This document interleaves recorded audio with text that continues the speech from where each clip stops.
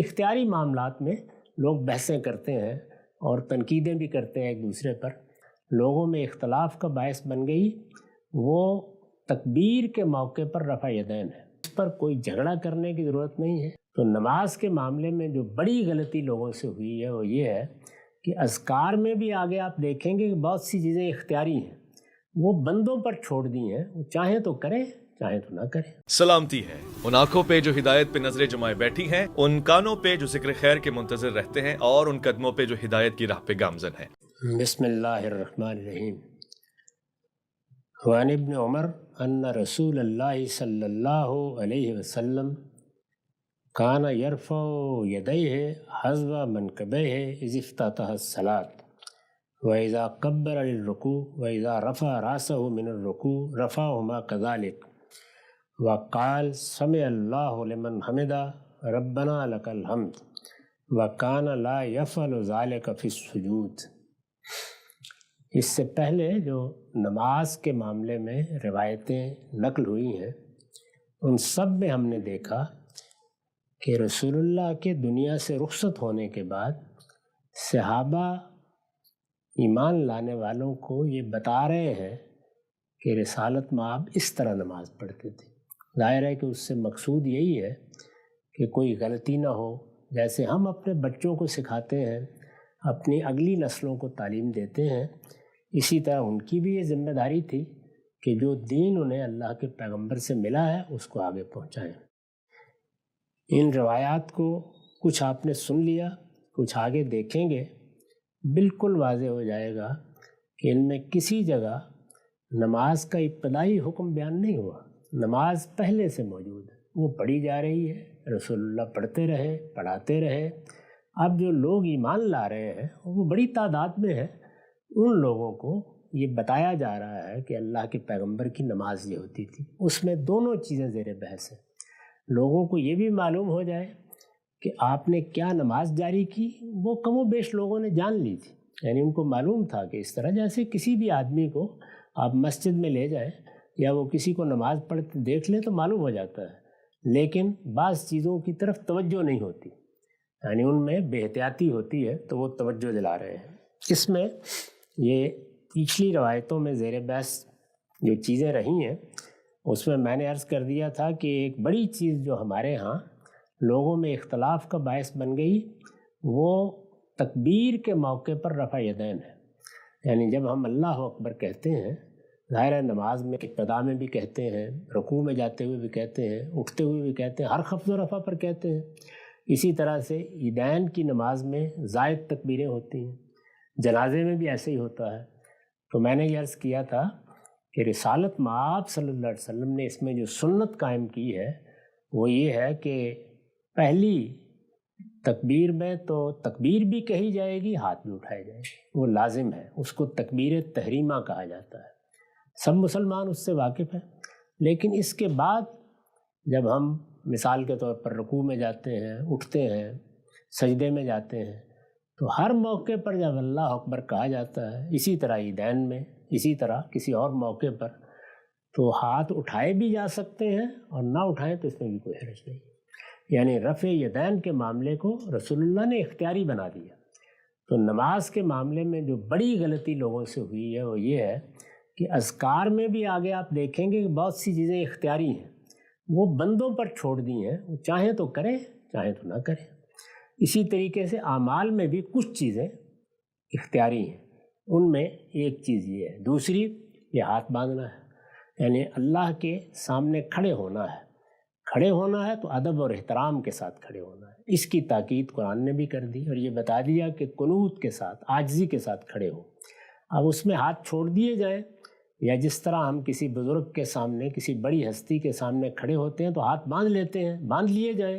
اس کو بھی لوگوں کے اختیار پر چھوڑ دیا۔ تو اختیاری معاملات میں لوگ بحثیں کرتے ہیں اور تنقیدیں بھی کرتے ہیں ایک دوسرے پر، یہ بالکل واضح ہو جائے گا یہی صورتحال ہے، یعنی رسالت مآب نے بعض چیزوں کو متعین کر دیا ہے، ان کی خلاف ورزی نہیں کرنی چاہیے، بعض چیزوں کو بندوں پر چھوڑ دیا، وہ اپنے حالات کے لحاظ سے، طبیعت کے لحاظ سے اس میں رفع یدین کر لیں نہ کریں، ہاتھ باندھیں نہ باندھیں، یہ بالکل واضح ہو جائے گا۔ ایک اور بات جو پچھلی روایت میں زیر بحث آئی تھی وہ یہ تھی کہ جس وقت ہم بیٹھتے ہیں تو بیٹھتے وقت عام طریقہ تو وہی ہے کہ آپ نے دایاں پاؤں اپنا کھڑا کر لینا ہے اور بائیں پر سرین رکھنے ہیں، لیکن بعض اوقات بڑھاپے میں جسم زیادہ فربا ہو جائے تو اس میں مشکل ہو جاتی ہے، اس میں بھی لوگوں پر کوئی سختی نہیں ہے۔ خود رسول اللہ کے بارے میں پچھلی روایت میں یہ بیان ہوا ہے کہ پاؤں کو آگے کر کے آپ زمین پر سرین رکھ دیتے تھے اور اس طرح بھی بیٹھ جاتے تھے، تو اس میں بھی سختی نہیں کی گئی اور سختی کرنی بھی لوگوں پر نہیں چاہیے۔ اب یہ ابن عمر کی روایت ہے، یہ بخاری اور مسلم دونوں میں ہے، اس میں وہ بیان کر رہے ہیں جیسے کہ پچھلی روایت میں صرف ابتدا میں رفع یدین کا ذکر تھا، اس میں اب دوسرے بعض مواقع پر بھی وہ ذکر کر رہے ہیں، یعنی حضور نے وہ بھی کیا، یہ بھی کیا۔ وان ابن عمر، جیسے کہ ہم نے پڑھا، رسول اللہ صلی اللہ علیہ وسلم جب دونوں ہاتھ اٹھاتے تھے اور نماز کے افتتاح کے موقع پر اٹھاتے تھے، یعنی جب نماز شروع کرتے تھے، جس کو تکبیر تحریمہ کہتے ہیں، جب ہم اللہ اکبر کہہ کے نماز شروع کرتے ہیں تو کہتے ہیں کہ اذ افتتح الصلاۃ، جب نماز شروع کرتے وقت آپ دونوں ہاتھ اٹھاتے تھے تو یہ کندھوں تک اٹھاتے تھے۔ یہ بھی ظاہر ہے ان کا مشاہدہ ہے، ہاتھ اوپر اٹھانے ہیں، وہ کہاں تک اٹھے ہیں اس میں بھی مختلف لوگوں کے مشاہدات ہیں۔ صاف معلوم ہوتا ہے کہ رسول اللہ نے کوئی لوگوں کو پابند نہیں کر دیا، بلکہ کبھی زیادہ اٹھ گئے، کان کی لبوں تک پہنچ گئے، کبھی کندھوں تک، اور یہ سب چیزیں بھی سامنے آ جائیں گی۔ تو ایسے تمام معاملات میں جو وسعت رکھی ہوتی ہے اللہ کے پیغمبر نے یا اللہ تعالیٰ نے، اس کو بعض لوگ اپنی پیسوں سے خبط کر دیتے ہیں۔ تو ارشاد فرمایا کہ یہ کرتے تھے، وَإِذَا كَبَّرَ لِلرُّكُوعِ وَإِذَا رَفَعَ رَأْسَهُ مِنَ الرُّكُوعِ رَفَعَهُ كَذَلِكَ۔ یہ کہتے ہیں کہ اسی طرح جب رکوع کے لیے تکبیر کہتے، ظاہر ہے کہ جب آدمی نماز شروع کرتا ہے تو دوسری تکبیر رکوع کے موقع پر کہے گا، اور جب رکوع سے سر اٹھاتے، رکوع میں گئے، پھر قومے کے لیے ہم اٹھتے ہیں، پھر سجدے میں جاتے ہیں، اس موقع کے اوپر بھی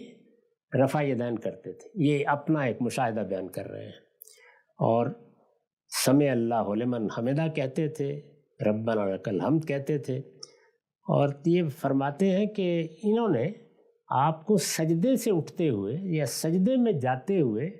کبھی اللہ اکبر کے ساتھ رفع یدین کرتے نہیں دیکھا، یعنی یہ ان کا مشاہدہ ہے۔ پہلے جو روایت ہم نے ابو حمید ساعدی کی پڑھی، اس میں سوائے پہلی مرتبہ کے انہوں نے کوئی ذکر نہیں کیا، کسی اور موقع پر انہوں نے نہیں دیکھا کہ حضور نے ایسا کیا۔ آگے بھی کچھ روایتیں آئیں گی، اس میں یہ کہتے ہیں کہ رکوع میں جاتے وقت میں نے دیکھا ہے اور رکوع سے اٹھتے وقت میں نے دیکھا ہے۔ تو اس طرح یہ بات واضح ہو گئی کہ یہ ایک اختیاری چیز ہے، آپ چاہیں تو کر لیں، چاہیں تو نہ کریں۔ چنانچہ اگر آپ بحثیں پڑھیں جو ہمارے ہاں عیدین کے معاملے میں ہوئی ہیں، اسی طرح جنازے کی نماز کے معاملے میں ہوئی ہیں، تو اس میں بھی وہی ہے کہ اللہ اکبر تو کہا جائے گا، یعنی زبان سے اللہ کی تکبیر کہی جائے گی، اور تکبیر عام تکبیرات سے زائد بھی ہوگی، کہیں 4، کہیں 5، کہیں 7 مختلف تکبیریں ہیں، اس کی بھی کوئی تعداد مقرر نہیں کی، لوگوں پر چھوڑ دیا ہے۔ اس کے ساتھ یہ بات کہ کیا ہاتھ بھی اٹھانے ہیں، تو اس میں آپ دیکھیں گے کہ مختلف ائمہ مختلف آراء اختیار کرتے ہیں، وہ اپنے مشاہدے کے لحاظ سے بتا دیتے ہیں۔ ایسے تمام معاملات میں وہی اصول ہوگا کہ یہ چیز لوگوں کے اختیار پر چھوڑ دی گئی ہے، یہ 2 چیزیں متعین کر کے ان کو بتا دیا گیا ہے، وہ جو طریقہ چاہیں اس معاملے میں اختیار کر لیں۔ تو اس روایت میں یہ ذکر آتا ہے۔ اس کے علاوہ مالک بن حویرث کی روایت ہے، وائل بن حجر کی روایت ہے، وہ ہم آگے دیکھیں گے، ان میں بھی یہ ذکر ہوا ہے کہ آخری زمانے میں بھی ہم نے دیکھا کہ صرف پہلی تکبیر کے موقع پر نہیں بلکہ اس کے بعد بھی رفع یدین کر لیتے تھے۔ تو اس پر کوئی جھگڑا کرنے کی ضرورت نہیں ہے، رفع یدین کرنا ہو تو ضرور کریں، اس پر رفع یدین نہیں ہونا چاہیے۔ وآخر دعوانا الحمدللہ رب العالمین۔